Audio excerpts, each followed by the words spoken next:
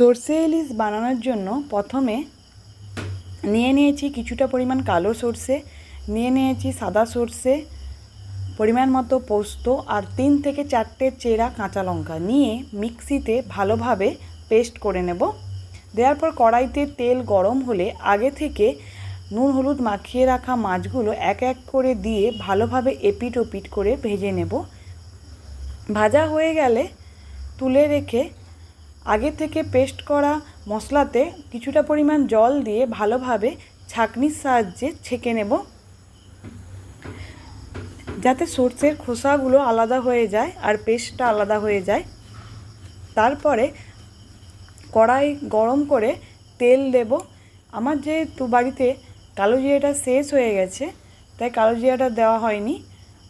তোমরা অবশ্যই কালো জিরেটা দেবে প্রথমে, তারপরে ওই পেস্টের জলটা দিয়ে দেবে, পরিমাণ মতো নুন দেবে, তারপরে হলুদ আর কাশ্মীরি লঙ্কা গুঁড়ো একটা বাটিয়ে ভালোভাবে জলের সাহায্যে গুলে কড়াইতে দিয়ে দেব।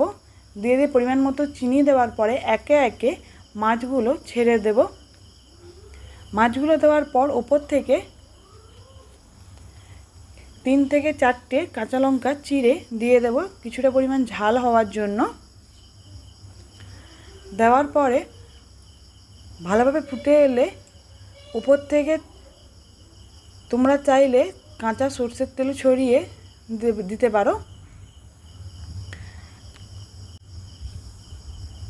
দিয়ে আমি এবার ভালোভাবে জুস মারা গেলে আমি এবার নামিয়ে নেব। সর্ষে ইলিশের আরেকটা পদ্ধতিও আছে। তোমরা যদি দেখতে চাও অবশ্যই আমাকে কমেন্ট করে জানাবে, আমি তাহলে আরেকটা পদ্ধতিও দেখাবো। ধন্যবাদ।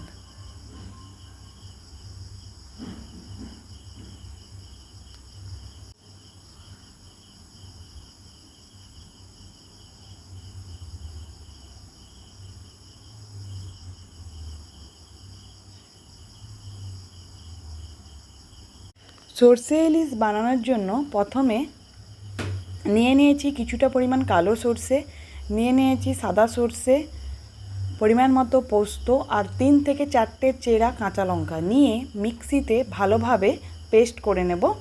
দেওয়ার পর কড়াইতে তেল গরম হলে আগে থেকে নুন হলুদ মাখিয়ে রাখা মাছগুলো এক এক করে দিয়ে ভালোভাবে এপিট ওপিট করে ভেজে নেব।